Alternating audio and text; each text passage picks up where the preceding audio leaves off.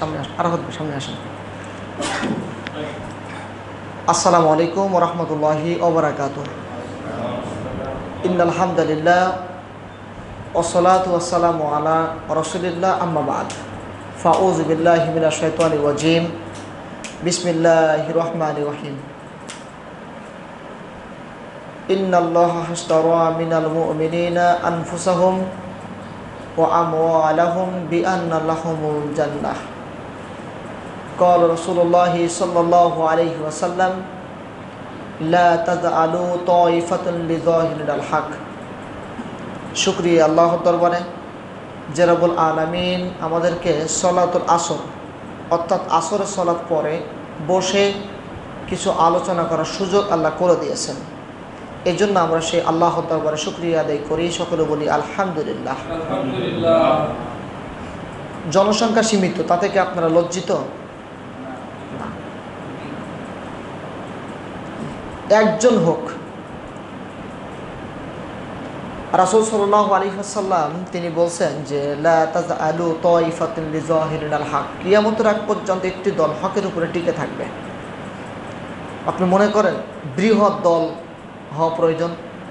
একজন হোক। এই জন্য আমরা চিন্তিত নই, হতাশ নই। যদি একজনও থাকে, সেই একজন দিয়েই হক প্রতিষ্ঠার জন্য আপনাদের এই মৌলভীবাজারে এটা সম্ভব। আমার বিশ্বাস, জানি না আপনাদের বিশ্বাস আছে কিনা এমনটি। তো কোনো প্রকারে মন খারাপের কিছু নাই। আমি সাহস পাই, একজন পেলেই আমি মনে করি এই একজনকে দিয়ে আমি টার্গেট করব। এমন তো হতে পারে তার দ্বারাই, তার হাত দিয়ে এমন কিছু কাজ হবে যে কাজ আপনি আশা করেননি কখনো। আল্লাহকে দোয়া করবেন। আল্লাহ সুবহানাহু ওয়া তাআলা একটা দোয়া করলে আল্লাহ ফিরিয়ে দেয় না। বরকতে দোয়া করেন। দেখেন, দাওয়াতি কাজের ক্ষেত্রে রাসূল সাল্লাল্লাহু আলাইহি ওয়াসাল্লাম তিনি নিজের আত্মীয়দের কাছে দাওয়াত দিয়েছেন। দাওয়াত অ্যাকসেপ্ট করেনি, ফিরিয়ে দিয়েছে, মেরেছে, মার খেয়েছেন। রাসূল সাল্লাল্লাহু আলাইহি ওয়াসাল্লাম তার দাওয়াতের যে সিস্টেমটা এটা পাল্টে ফেললেন। কি করলেন? মদিনা থেকে অথবা বিভিন্ন স্থান থেকে যারা মক্কাতে হজ করতে আসে তাদের মাঝে গিয়ে দাওয়াতিকা শুরু করলেন। লোক তো তৈরি করতে হবে, তাই না? হঠাৎ করে একটি তাঁবুর মধ্যে 6 জনে একটি কাফেলা পেয়ে গেলেন। এই ঘটনাটা হলো 11 নববর্ষে। তাদেরকে দাওয়াত দিলেন, তারা দাওয়াত নিল। তারা ভালো করে জানতো যে মুহাম্মদ নামের একজন ব্যক্তি তিনি এসেছেন, যিনি আমাদের শেষ নবী রাসূল সাল্লাল্লাহু আলাইহি ওয়াসাল্লাম। সাক্ষাৎ করে তারা ফিরে গেলেন এবং এই সুসংবাদটা তারা জানিয়ে দিলেন মদিনার ঘরে ঘরে। রাসূল সাল্লাল্লাহু আলাইহি ওয়াসাল্লামের এই দাওয়াত, তার দাওয়াতের ফলে তার পরের বছর 12 জনে একটি কাফেলা নিয়ে আসলেন। রাসূল সাল্লাল্লাহু আলাইহি ওয়াসাল্লাম 6 জনের জন্য যে দাওয়াতটা তিনি দিয়েছিলেন, দাওয়াত ছিল সর্বপ্রথম দাওয়াত, সর্বপ্রথম বাক্য ছিল, হাদিসটি পাবেন সহিহ বুখারী 3892 নম্বর হাদিস। আল্লাহ রাসূল বলছেন যে তাআলাউ বায়ুনি আলা আল্লা তুশরিক বিল্লাহি শাইআ, তোমরা আল্লাহর সাথে কাউকে শরীক করো না। কি বলছেন? তোমরা নির্দিষ্ট করে, মানে কি সামাজিক দাওয়াত দিচ্ছেন? সামাজিক দাওয়াত না, ব্যক্তিগত দাওয়াত। আমরা কোথাও গিয়ে যদি আমরা কোনো মাজলিসে একজন পাই, অনেক বক্তা দেখেছি অল্প কয়েকজন লোক নিয়ে বক্তব্য দিতে লজ্জাবোধ মনে করেন। তিনি বলেন যে এত মানুষ আশা করছিলাম, মাত্র 2 জন, মাত্র 3 জন, মাত্র 4 জন। আরে বেটা, তুমি লক্ষ মানুষ আশা করো, আল্লাহ রাসূল এটা আশা করেননি। রাসূল সাল্লাল্লাহু আলাইহি ওয়াসাল্লাম অল্প কিছু সংখ্যক মানুষের মাঝে দাওয়াত দিয়েছেন, ব্যক্তি তৈরি করছেন। আর আজকের বর্তমান সমাজে মানুষের টেন্ডেন্সি হলো লাখো মানুষ দরকার। একটা পিকচার তুলে ফেসবুকে পোস্ট করে দিল, দেখো অমুক আলেমের মাহফিলে বিশাল লাখো লাখো মানুষ, লাভ আছে? কোনো লাভ নাই। লক্ষ মানুষ উপস্থিতি, এতে কোনো লাভ নাই যদি ওই লক্ষ মানুষ থেকে একজনকে না পাওয়া যায় যিনি তাওহীদ বাস্তবায়ন অন্তরে, পরিবারে, সমাজে এমনটি চেতনা রাখেন। যদি একজন মানুষ পাওয়া না যায় তাহলে লক্ষ মানুষের উপস্থিতির কোনো লাভ নেই। কথা হলো একজন মানুষ থাক, তার অন্তরে যদি থাকে তাওহীদি বিশ্বাস, তাওহীদি চেতনা, আল্লাহ এক এটা স্বীকৃতি দেওয়া, মুহাম্মদ রাসূলুল্লাহ সাল্লাল্লাহু আলাইহি ওয়াসাল্লাম তিনি শেষ নবী, এটা অন্তরে বিশ্বাস করা, নিজের অন্তরে তাওহীদ প্রতিষ্ঠা করা, পরিবারে তাওহীদ প্রতিষ্ঠা করা, সমাজে তাওহীদ প্রতিষ্ঠার চেতনা রাখা, এটা যদি পাওয়া যায় আপনি সফল, আপনার দাওয়াতি কাজ সফল। রাসূল সাল্লাল্লাহু আলাইহি ওয়াসাল্লাম 6 জনের মধ্যে দাওয়াত দিচ্ছেন, তাআলাউ বাইউনি আলা আল্লা তুশরিক বিল্লাহি শাইআ, তোমরা আল্লাহর সাথে কাউকে শরীক করবে না। দেখেন দাওয়াতের সর্বপ্রথম বাক্য দেখেন, চিন্তা করা যায়, বিশ্বাসটা আগে, বিশ্বাস তৈরি করছেন যে কখনোই কোনো প্রকারে কোনোভাবে আল্লাহর সাথে শরীক করা যাবে না। দেখছেন? আর আমাদের এখন দাওয়াতি কাজ আমরা এখন গান দিয়ে শুরু করি, কমেডিয়ান গান, হিন্দি গান, আগে মানুষ মাতানো গান। কিন্তু রাসূল সাল্লাল্লাহু আলাইহি ওয়াসাল্লামের সর্বপ্রথম দাওয়াত ছিল হলো আল্লাহর সাথে শরীক করবে না। এটা ভাবা যায়? আল্লাহ রাসূলকে পারতেন না তাদেরকে মাতিয়ে রাখতে, নিজের আত্মীয়দের মাঝে তো পিটিয়ে চলে আসছেন, মার খেয়ে চলে আসছেন। তিনি কি কমেডিয়ান, গান বাজনা এগুলো চিন্তা করেছিলেন? মানুষ ধরে রাখার কৌশল তৈরি করেছিলেন? করেনি। আগে টার্গেট করেছেন যে আমাকে আগে আল্লাহ সম্পর্কে বিশ্বাসটা অন্তরে প্রবেশ করাতে হবে, আগে তাওহীদ প্রবেশ করাতে হবে। দ্বিতীয় দাওয়াত, ওয়ালা তুশরিকু, তোমরা চুরি করবে না, ওয়ালা তাজনু, তোমরা জিনা করবে না, ওয়ালা তাকতুল আওলাদুকুম, তোমরা তোমাদের সন্তানদেরকে হত্যা করবে না। তাহলে দ্বিতীয় দাওয়াত কি ছিল? ওয়ালা তাশরিকু, তোমরা চুরি করবে না। বাংলাদেশে তো চুরির অভাব নেই, আছে? বাংলাদেশের সাধারণ মানুষ তো বাদ দিলাম, যারা দায়িত্বশীল মেম্বার, চেয়ারম্যান, এমপি, মন্ত্রী, প্রাইম মিনিস্টার যারা আছে সকলেই এক এক স্টেট, ওখান থেকে যে চুরি শিক্ষাটা আমরা পেয়ে যাই। অথচ আল্লাহ রাসূলের দাওয়াত ছিল তোমরা চুরি করবে না, ব্যক্তি তৈরি করছেন। বাংলাদেশটা চোর মুক্ত হবে কি করে? যদি যারা পরিচালনা করছেন, যারা দেশ চালাচ্ছেন, যারা দেশ পরিচালনা করছেন, মানুষকে, যারা মানুষের আইডল, একটা চেয়ারম্যান হওয়াকে ছোটোখাটো মনে করেন, একটা মেম্বারকে ছোটোখাটো মনে করেন? ছোটোখাটো নয়। আমার কাছে, আমি ব্যক্তিগতভাবে চেয়ারম্যান, মেম্বারকে অনেক মূল্যায়ন করি, কারণ তারা সমাজসেবক, তারা দায়িত্বশীল, তারা দায়িত্ব হাতে নিয়েছেন। বিশাল ব্যাপার এটা, 5টা বছর তারা দায়িত্ব পালন করবেন, তাদেরকে সম্মান দেওয়া, মূল্যায়ন করে, এটা আপনার আমার দায়িত্ব।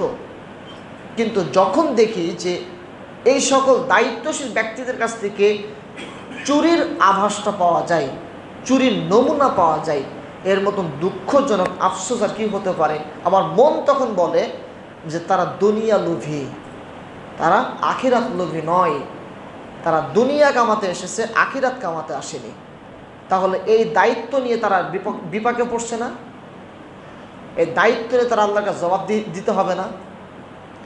এবার তৃতীয়ত, ওয়ালা তাজনু, তোমরা জিনা করবে না। আমাদের বাংলাদেশে জিনার কারখানা তৈরি করা হয়। ব্যক্তি দেবর ভাসুর, দেবর ভাবি, এটা বাদ দিলাম, কিন্তু লাইসেন্সভুক্ত, লাইসেন্স দিয়ে জিনা পরিচালনা করা হয়। এখানে একটি কথা বলে নেই, বরকত আসে। রাসূল সাল্লাল্লাহু আলাইহি ওয়াসাল্লাম তিনি বলছেন যে যে সমাজে জিনা চালু থাকে সে সমাজ থেকে বরকত উঠে যায়, বরকত উঠিয়ে নেওয়া হয়, অভাব দরিদ্রতা নেমে আসে। আমরা বাংলাদেশকে একটি সুন্দর মধ্যবিত্ত মধ্য আয়ের দেশে বিশ্বের কাছে উপহার দিতে চাই। কিভাবে সম্ভব? যে দেশে লাইসেন্সভুক্ত, আজকে আমার এই বক্তব্য চলে যাবে, ভিডিও হচ্ছে, যদি এই বক্তব্যটা কোনো মন্ত্রী পর্যায়ের ব্যক্তির হাতে পড়ে যায়, আমি দাবি করব, যদি আপনার দেশকে মধ্য আয়ের দেশ বিশ্বের মাটিতে মাথা উঁচু করে দাঁড়িয়ে থাকবে, যদি চান লাইসেন্সভুক্ত জিনা যে প্রতিষ্ঠানগুলো আছে এগুলো ডিলিট করে দিন, অনতিবিলম্বে বন্ধ করে দিন, তাহলে দেশে বরকত আসবে, শান্তি আসবে। তৃতীয়ত, ওয়ালা তাকতুলু আওলাদাকুম, তোমরা তোমাদের সন্তানদেরকে হত্যা করো না। ব্যক্তি তৈরি করছেন, লোক তৈরি করছেন, তারপরে কারোর প্রতি মিথ্যা অপবাদ দিবে না। আর সর্বশেষ যে বাক্যটি ছিল, শরীয়তসম্মত কোনো কাজে অবাধ্যতা করবে না। অর্থাৎ শরীয়ত ভিত্তিক যে কাজটা যখনই পাবে, যখনই দেখবে এটা শরীয়ত, একেবারে সাথে সাথে অ্যাকসেপ্ট করে নিবে, একবার ডাইরেক্ট অ্যাকসেপ্ট করে নিবে, আর বলবে সামিনা ওয়াতানা, শুনলাম এবং তা মেনে নিলাম। কথা বুঝতে পারছেন?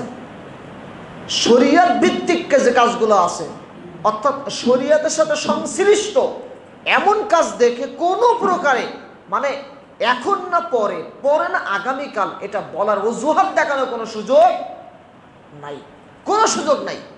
আপনাকে একেবারে ডাইরেক্ট সাথে সাথে আপনাকে মেনে নিতে হবে। সম্মানিত মসজিদের মুসল্লি, উপস্থিত প্রিয় ভাইরা, এই 6টি বাক্যের উপরে তাদেরকে নসিহত করে ছেড়ে দিলেন। এবার পরের বছর রাসূল সাল্লাল্লাহু আলাইহি ওয়াসাল্লাম পরের বছরে ৭৩ জনের বিশাল কাফেলা, 6 জনের কাফেলা গিয়ে মদিনার প্রান্তরে গিয়ে দাওয়াত দিলেন, অবগত করলেন, লোক তৈরি করলেন প্রথম। এবারে 6 জনের বরকতে পরের বছরে বিশাল এক কাফেলা চলে এসেছে।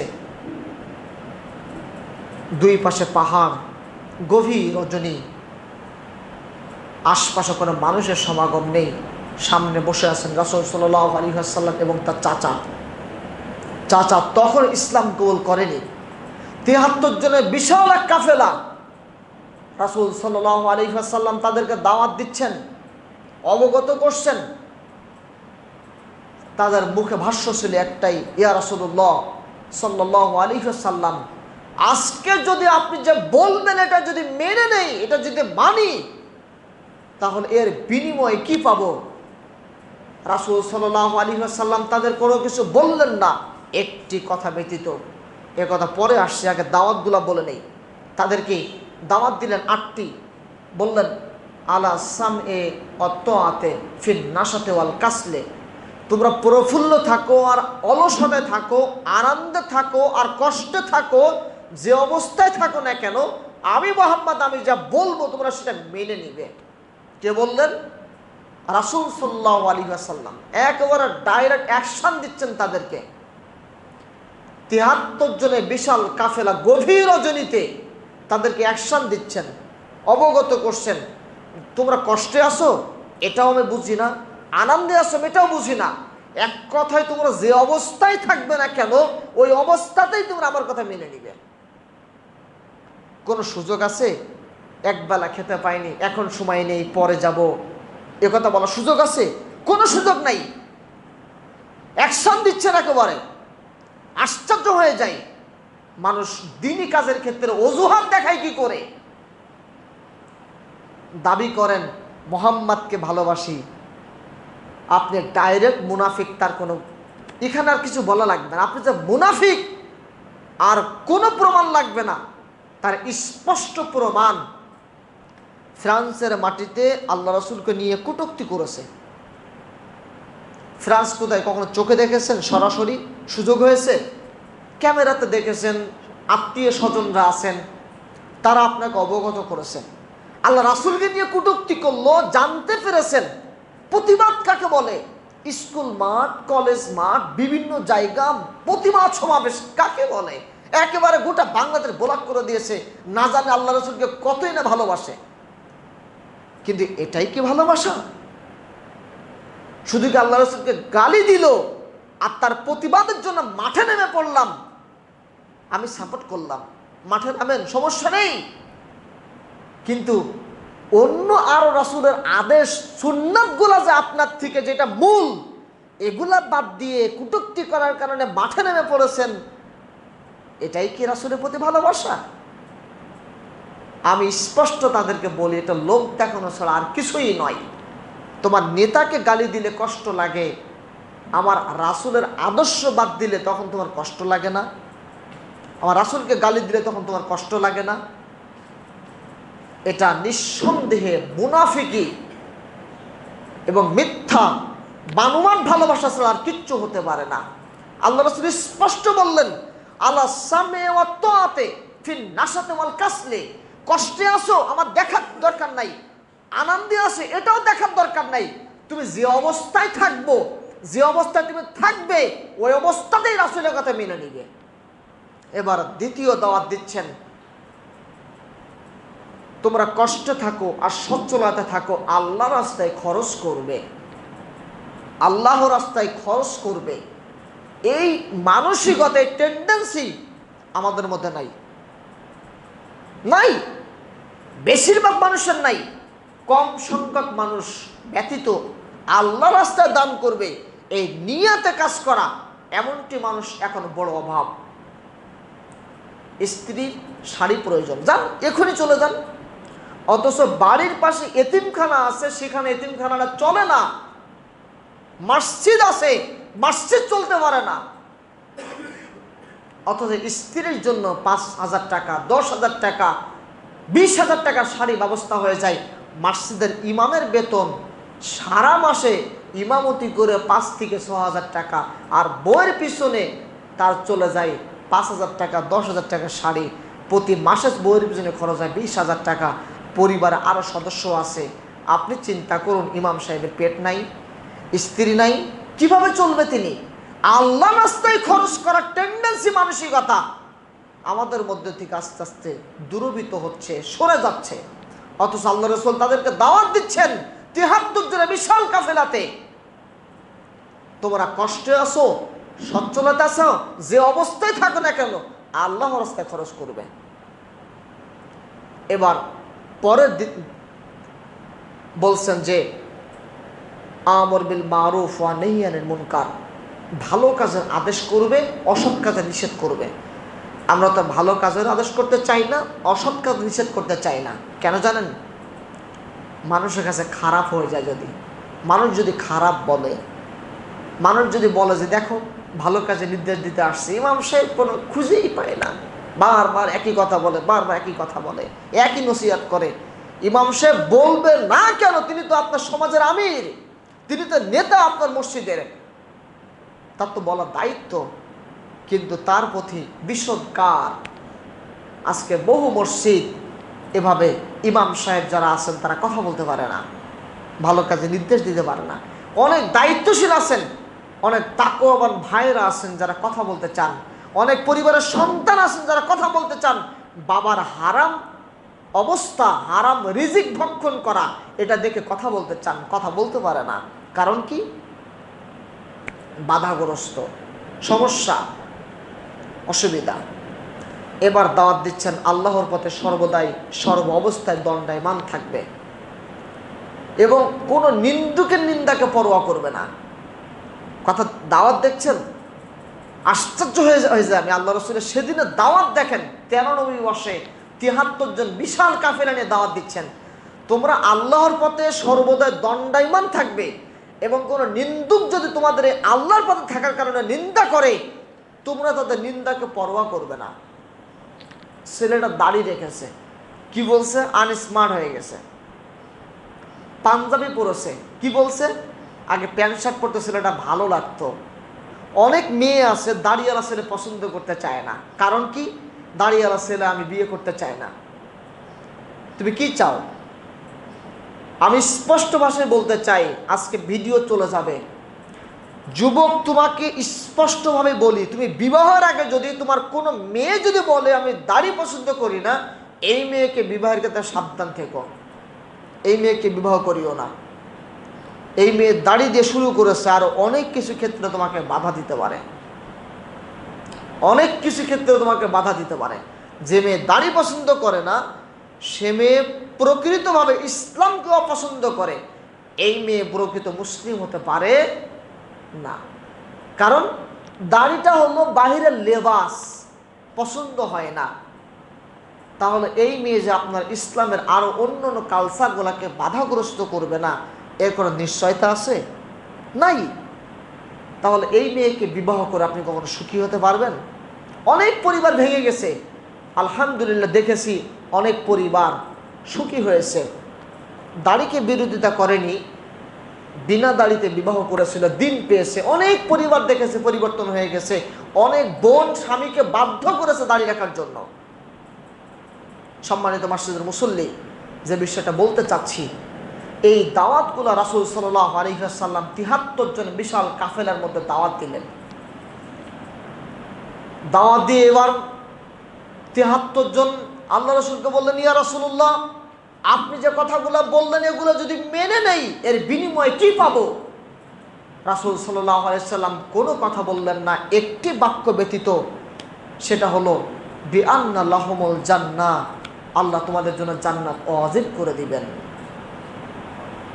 বিশাল কাফেলা ৭৩ জনের এই মানসিকতা, এই টেন্ডেন্সি শুনে আল্লাহ সুবহানাহু ওয়া তাআলা জিবরিলকে বললেন, জিবরিল তুমি চলে যাও, তাদেরকে অবগত করে আসো, বলে আসো আজকে তারা গভীর জড়িত জান্নাতের নিশায়, জান্নাতের জন্য আজকে যারা নিজের জান মালকে বিক্রি করে দিয়েছে, তাদেরকে বলে আসো ইন্নাল্লাহা আশতারা মিনাল মুমিনিনা আনফুসাহুম ওয়া আমওয়ালাহুম বিআন্না লাহুমুল জান্নাহ।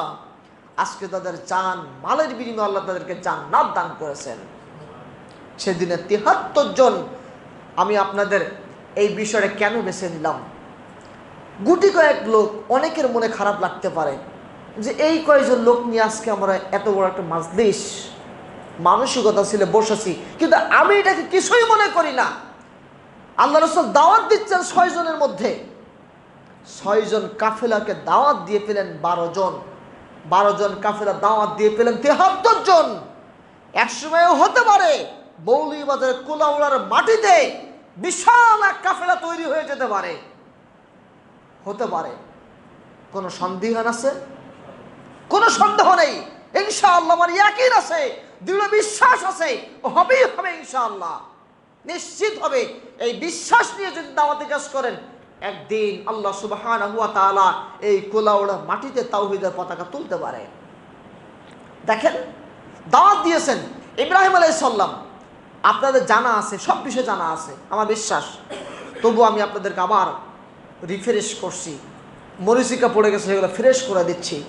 দাওয়াত দিচ্ছে ইব্রাহিম আলাইহিস সালাম, দাওয়াত দিয়ে বাবা আজর তাকে পিটিয়েছেন, মেরেছেন, বাড়ি থেকে বের করে দিয়েছেন। কিসের দাওয়াত? মূর্তি বিরোধী দাওয়াত। কি বলেছে? আব্বা, তুমি যে মূর্তিকে পূজা করো, কথা বলতে পারে না। আব্বা, তুমি যে মূর্তিকে মাথা নত করো, আমার অসুস্থতা থেকে সুস্থ করতে পারে না। আব্বা, আমি এমন মূর্তিকে রব হিসাবে মানি না। সেদিনের এই কথাই, ইব্রাহিম আলাইহিস সালামের এই কথাই আজর খেপে গিয়ে বাড়ি থেকে বের করে দিলেন।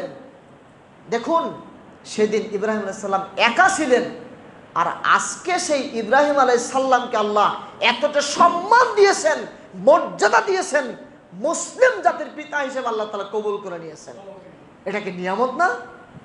আমার গায়ের পশম শিহরে ওঠে, আশ্চর্য হয়ে যায়। সেদিন ইব্রাহিম আলাইহিস সালামকে অপদস্থ করেছিল, বাড়ি থেকে বের করে দিয়েছিল। আল্লাহু আকবার। নমরুদ আগুনে নিক্ষেপ করলো, ইব্রাহিম আলাইহিস সালামকে আল্লাহ পরীক্ষা করলেন। কি পরীক্ষা? বৃদ্ধ বয়সে সন্তান পেয়েছেন ইসমাইল আলাইহিস সালাম, সন্তান পেলেন। এত পরীক্ষা, একজন ব্যক্তির উপর এত কঠিন পরীক্ষা হতে পারে? পদে পদে পরীক্ষা আসছেই। বয়সের শেষ প্রান্তে সন্তান পেলেন, সেখানেও পরীক্ষা। আল্লাহু আকবার, ধৈর্য ধরেছেন, সবর করেছেন। আল্লাহ সবরের মর্যাদা, তার মর্যাদার ফলে আল্লাহ তাআলা মুসলিম জাতির পিতা হিসেবে ঘোষণা দিয়ে দিয়েছেন। এটাকে সাধারণ মর্যাদা আপনি কি মনে করেন? এটাকে সিম্পল মনে করেন আপনি? আমার কাছে মনে হয় বিশাল বড় একটা মর্যাদা। দাওয়াতি কাজের ক্ষেত্রে একজন মানুষ যদি থাকে, হতাশ হওয়ার কোনো কারণ নাই, চিন্তিত হওয়ার কোনো কারণ নাই। মনে করবেন এই একজন মানুষ নিয়ে যদি আমি পথ চলবো, আমি এখানেই আল্লাহ তাআলা বরকত দান করবে ইনশাআল্লাহ। ভেঙে পড়ার কোনো কারণ নাই, হতাশ হওয়ার কোনো কারণ নাই। কোথায় একজন দেখছি, দুজন দেখছি, তিনজন দেখছি, এক সময়ে দেখবেন আজকে যেভাবে বাংলাদেশের মাটিতে মসজিদ তাকওয়া প্রশংসা করতে হয়, সিলেটের মাটিতে দাঁড়িয়ে আছে। আজকে যার পরিচিতি, যার চিন্তা ভাবনার মানে যার পরিচিতিটা এত দ্রুত গতিতে ছড়িয়ে গেছে, আজকে সিলেটের মধ্যে সেটা সীমাবদ্ধ নয়, সিলেট বিভাগের মধ্যে সীমাবদ্ধ নয়, বাংলাদেশের মধ্যে সীমাবদ্ধ নয়, টেকনাফ থেকে তেঁতুলিয়ার মধ্যে সীমাবদ্ধ নয়, টেকনাফ তেঁতুলিয়া ছাড়িয়ে চলে গেছে গোটা বিশ্বের মাটিতে। মসজিদ তাকওয়া বাঙালি সমাজের মধ্যে, বাঙালি যারা মানুষ আছেন চেনে না এমনটি মনে হয় খুবই কম আছে। হোক হকপন্থী আর হোক বিদাতি, সবাই চেনে। হকপন্থী থেকে বিদাতিরা বেশি চেনে। কারণ কি? কিসের জন্য? কিসের কারণে? দাওয়াতের কারণে, অন্য কোনো কারণে, দুনিয়ার কারণে না। সিলেট শুধুমাত্র আল্লাহর জন্য, আল্লাহর জন্য কাজ করেছে, দিন প্রতিষ্ঠার লক্ষ্যে কাজ করেছে। আল্লাহ তাআলা মসজিদে তাকওয়াকে এত মর্যাদা দান করেছেন, এত সম্মান দান করেছেন, তার পরিচিতি আজকে গোটা বিশ্বের মাটিতে ছড়িয়ে পড়েছে। সেদিন ফরিদপুরের ভোলাতে মসজিদ যখন ভেঙেছিল, আমি বলেছিলাম, আমি স্পষ্টভাবে বলেছিলাম, আতরের ডিব্বাতে আঘাত করেছে। আতরের ডিব্বাতে কেউ যদি আঘাত করে, আতর ছড়িয়ে যায়। আতরের গন্ধ এক জায়গাতে থাকে না, এক স্থানে থাকে না, ওই ঘ্রাণ সর্ব জায়গাতে ছড়িয়ে যায়। ঠিক সহি আকীদা, সহি মানহাজ, কোরআন সুন্নাহ, এটা আতরের ডিব্বার মতো, যত আঘাত করবে তার ঘ্রাণ তত ছড়িয়ে পড়বে।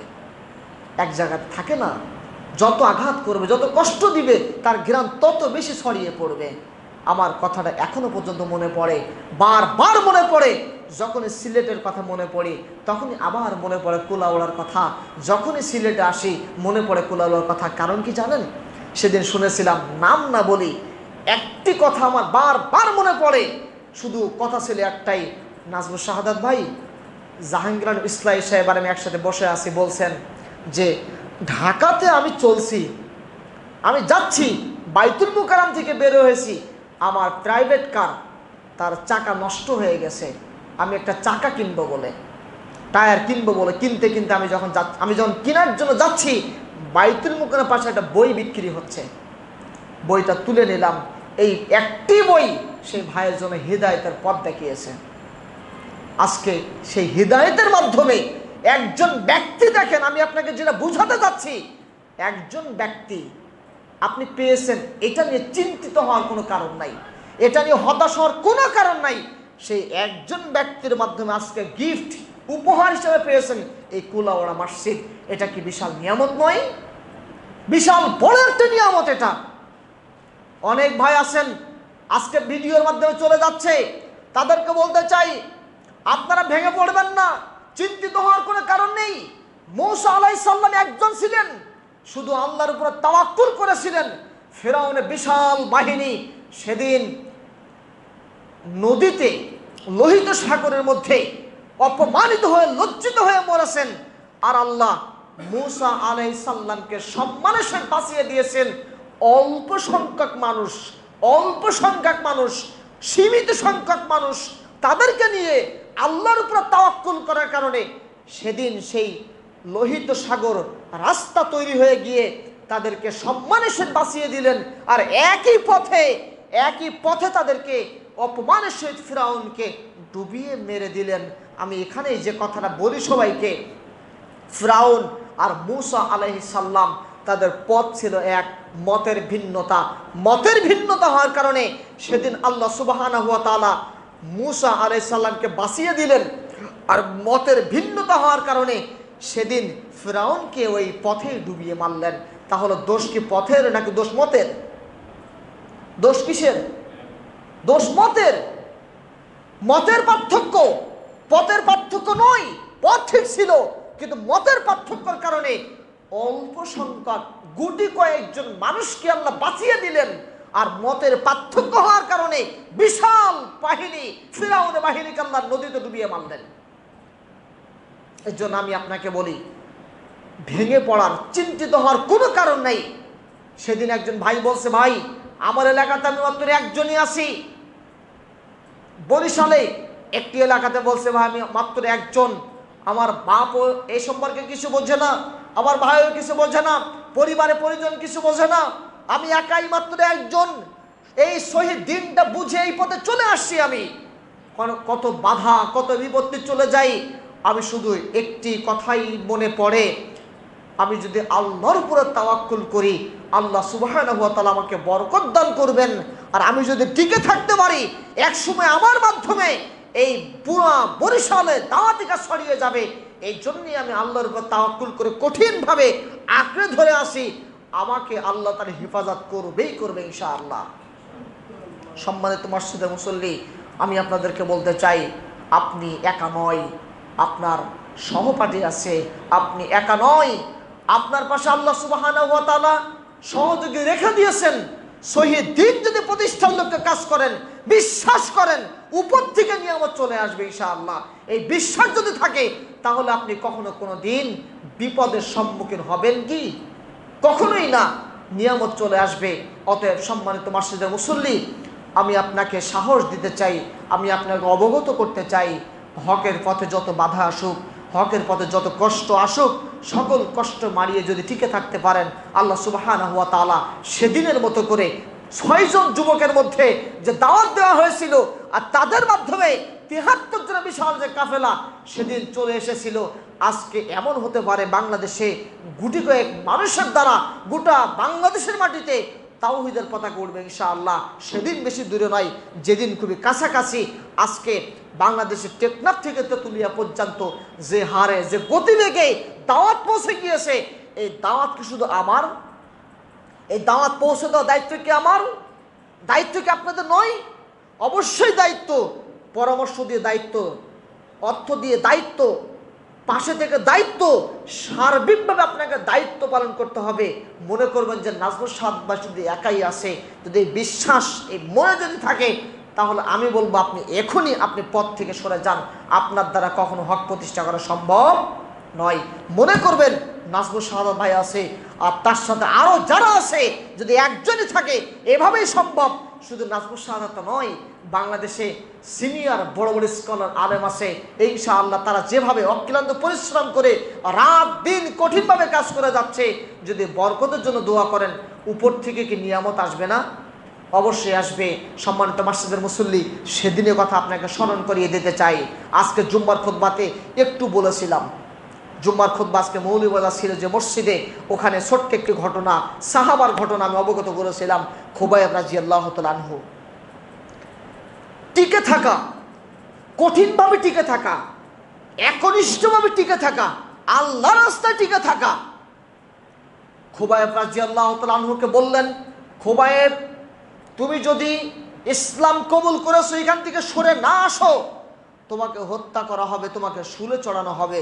খুবাইব রাদিয়াল্লাহু তাআলা আনহু সেদিন দায়িত্বহীনভাবে, পরিষ্কারভাবে, একবারে ক্লিয়ারভাবে তিনি বলে দিয়েছিলেন, আমি খুবাইব আজকে আমি যদি মারা যাই, আমি এই মৃত্যুকেই প্রাধান্য দিব। কেননা আমি মৃত্যু হচ্ছে আল্লাহর জন্য, আমি ইসলাম থেকে দূরে সরতে রাজি নই। বয়স কত জানেন? আপনাদের সোহেল ভাই তো দাড়ি পেকে গেছে, চুল পেকে গেছে, মিজবা ভাই দাড়ি পেকে গেছে, বয়স মাত্র 22 বছর, অর্থাৎ আমার থেকেও ছোট, অনেক ছোট। ঈমান দেখেন, ঈমান দেখেন। আপনি কোথায়? আপনি কোথায়? আমি অল্পতে তো বিশ্বাস হারিয়ে যাই, অল্পতে ভেঙে পড়ি, অল্পতে আল্লাহর পথ থেকে সরে যাই, অল্পতে বিশ্বাস হারিয়ে ফেলি আমরা।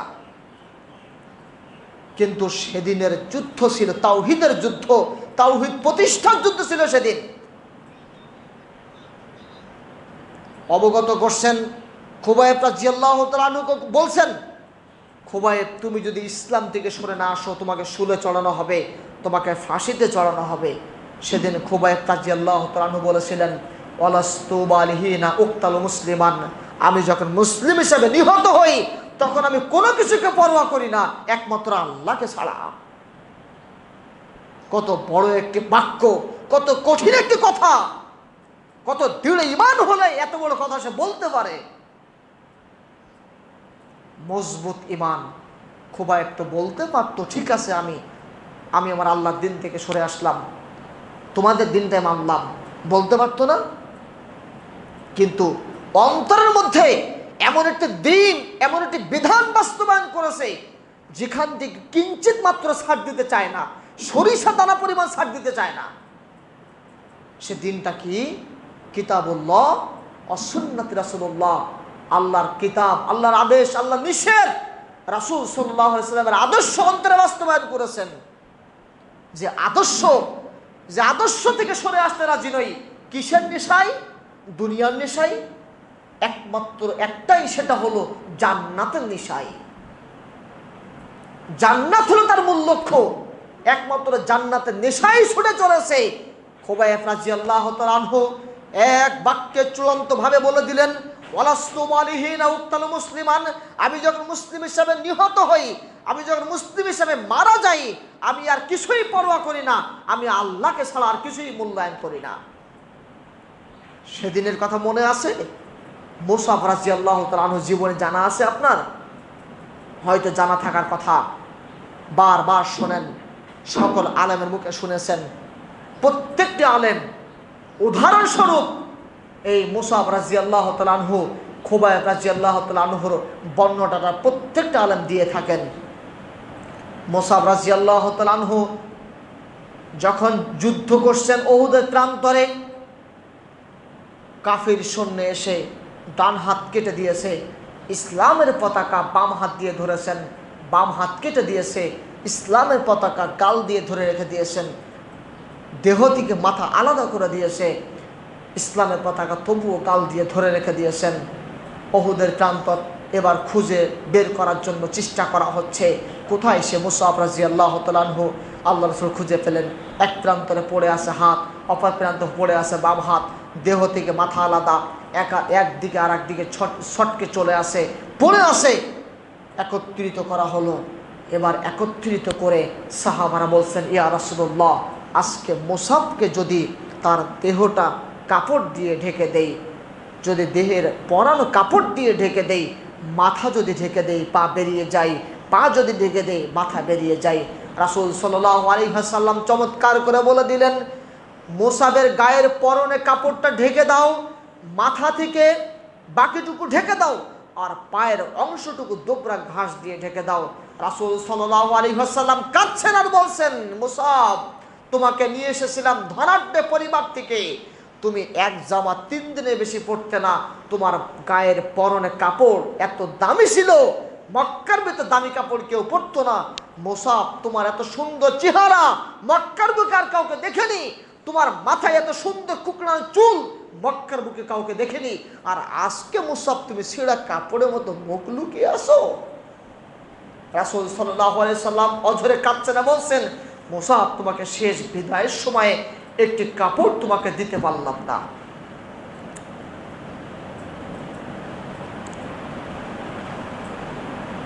ইসলামের জন্য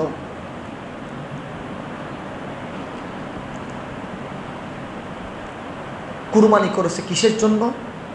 দুনিয়ার জন্য? সির্ফ শুধুমাত্র জান্নাতের নেশায়, পৃথিবীতে আর কোনো কিছু নেশায় নয়। জান্নাত হলো তার মূল কাম্য, জান্নাত হলো তার মূল টার্গেট। আমরা তো দুনিয়ার সফলতায়, দুনিয়ার জন্য কত বক্ত করি, কত লাফালাফি করি, দুনিয়ার জন্য কত ব্যস্ততা, কত দৌড়ানো। বিশ্বাস করেন, উকসিম বিল্লাহ, আমি অল্প সংখ্যক মানুষকে দেখে কখনো হতাশ হই না। 99% মানুষ আমাকে বলে, মুসাব, তুমি এত ব্যস্ত, এত দৌড়ানো, তুমি কি এত ব্যস্ত? আমি বলি, হ্যাঁ, আমি ব্যস্ত। আমি অল্প সংখ্যক মানুষকে দেখে কখনো হতাশ হই না। 99% মানুষ আমাকে বলে, মুসাব, তুমি এত ব্যস্ত, এত দৌড়ানো, তুমি কি এত ব্যস্ত? আমি বলি, হ্যাঁ, আমি ব্যস্ত। আমি অল্প সংখ্যক মানুষকে দেখে কখনো হতাশ হই না। আমার মাহফিল এমনও দেখেছে হাজার হাজার মানুষ আমার মাহফিলে, আমার কোনো দিনী প্রোগ্রামে এমন দেখেছে 2 জন মানুষ নিয়ে দাওয়াতি কাজ করেছি। আমার বিশ্বাস অন্তরে হয়েছে, আল্লাহর কাছে দুহাত তুলে দোয়া করেছে, আল্লাহ আজকে যে গ্রামে 2 জন মানুষ নিয়ে প্রোগ্রাম করে যাচ্ছি, আল্লাহ তুমি আগামী বছরে এই এলাকাতে এমন মানুষ দিও যেটা যেন তাওহীদ বাস্তবায়নের জন্য একাধিক মানুষ তুমি এখানে তৈরি করে নিও। আল্লাহ আমার দোয়া কবুল করে নিয়েছে, কারণ আমি দোয়া করেছিলাম ইখলাস থেকে, অন্তর থেকে, খালেস দিলে দোয়া করেছিলাম, একমাত্র আল্লাহর জন্য দোয়া করেছিলাম। এরকম যদি মুসাবের মতো তরুণ যুবক যদি বাংলাদেশের মাটিতে তৈরি হয়, আপনি কি মনে করেন বাংলাদেশের দিন প্রতিষ্ঠার জন্য আর কোনো সমস্যা হবে? আপনি কি মনে করেন আপনার সন্তান, না হয় অন্য আপনার প্রতিবেশী, না হয় আমি, যে কাউকে দিয়ে আল্লাহ তাআলা দ্বীনের কাজ করিয়ে নেবেন? শুধু বিশ্বাস দরকার, আল্লাহর প্রতি পরিপূর্ণ তাওয়াক্কুল দরকার, আর চিন্তা ভাবনা থাকবে এটাই যে আল্লাহ তাআলা অবশ্যই কবুল করবে, নিশ্চিত করবে। সেদিন মুসআব রাদিয়াল্লাহু তাআলা আনহু যেভাবে তার নিজের জীবনকে বিলিয়ে দিলেন, নিজের জীবনকে আল্লাহর রাস্তায় দিয়ে দিলেন, সেদিন আল্লাহ সুবহানাহু ওয়া তাআলা মুসআবকে দুনিয়া থেকেই জান্নাতের সার্টিফিকেট দিয়ে দিয়েছেন। কি মনে করেন এই সফলতা থেকে 4টাখানি সফলতা? আর দুনিয়াতে কিছুই না। আজকে দেখতে পাচ্ছেন না, ডোনাল্ড ট্রাম্প আমেরিকার প্রধানমন্ত্রী, প্রেসিডেন্ট, গোটা বিশ্বকে কাঁপিয়ে দেয় যে আমেরিকা। তার প্রধানমন্ত্রী হওয়ার জন্য কত টার্গেট।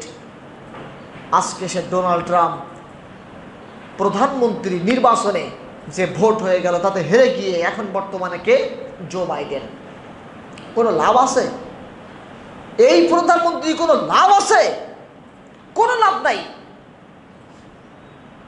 আমি স্পষ্ট ভাষায় বলি, অন্তরের মধ্যে তাকওয়া প্রতিষ্ঠা করতে হবে, অন্তরের মধ্যে এমন তাকওয়া সৃষ্টি করতে হবে যে তাকওয়া আঘাত করতে পারবে না। অন্তরের মধ্যে এমন বিশ্বাস আনতে হবে যে বিশ্বাস পৃথিবীর কেউ কখনো ভাঙতে পারবে না। অন্তরের মধ্যে এমন ঈমান প্রতিষ্ঠা করতে হবে যে ঈমান যেন হয় সুমাইয়া রাদিয়াল্লাহু তাআলা আনহার মতো। পদ্মার আড়ালে যদি কোনো বোন থেকে থাকেন, আমি আপনাকে দৃষ্টান্ত হিসাবে দেখাতে চাই সুমাইয়া রাদিয়াল্লাহু তাআলা আনহাকে। সুমাইয়া রাদিয়াল্লাহু তাআলা আনহা ইসলাম কবুল করেছেন, ইসলামের জন্য নিজের জীবনকে বিলীন করে দিয়েছেন। লজ্জা স্থান বল্লমের লাখো মানুষের সামনে লজ্জিত করেছেন, তবুও সেই সুমাইয়া রাদিয়াল্লাহু তাআলা আনহার কণ্ঠে ছিল কি জানেন? লা ইলাহা ইল্লাল্লাহ, আল্লাহ ছাড়া আমার কোনো ইলাহা নেই। এটাই ছিল বিশ্বাস। এই বিশ্বাসের কাছে কোনো প্রকার আপনাকে নষ্ট করার সুযোগ নাই, কোনো সুযোগ নাই। বিশ্বাস ধরে রাখতে হবে আপনাকে, পরিপূর্ণ বিশ্বাস ধরে রাখতে হবে আপনাকে, কঠিন বিশ্বাস ধরে রাখতে হবে।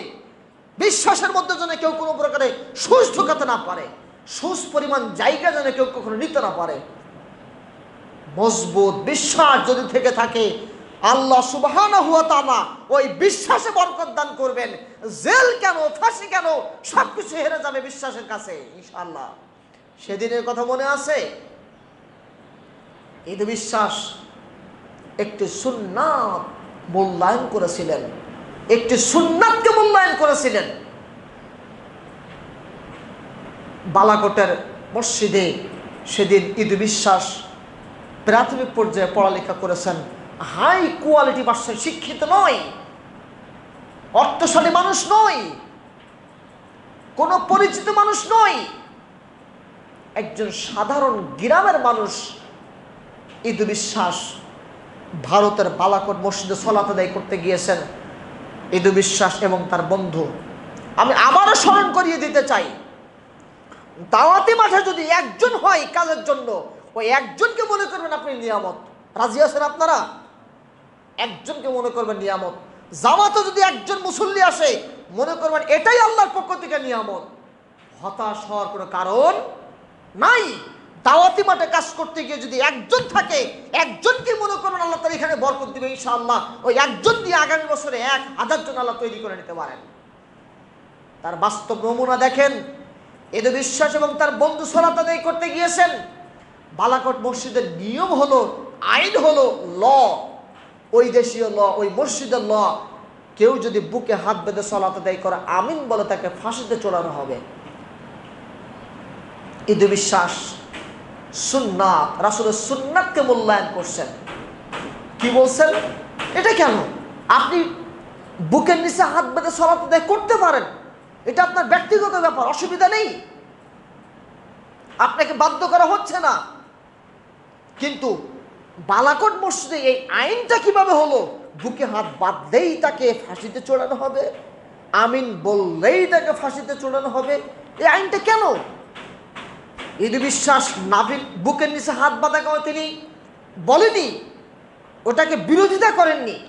যারা আমিন বলে না তাদেরকে বিরোধিতা করেননি, বরং ঈদ বিশ্বাস ওই আইনকে বিরোধিতা করেছেন যে আইন ছিল বুকে হাত বেঁধে সালাত আদায় করা আর আমিন বলা। এই আইনটা করার কারণে ঈদ বিশ্বাস সেদিন এই আইনকে বিরোধিতা করেছিল।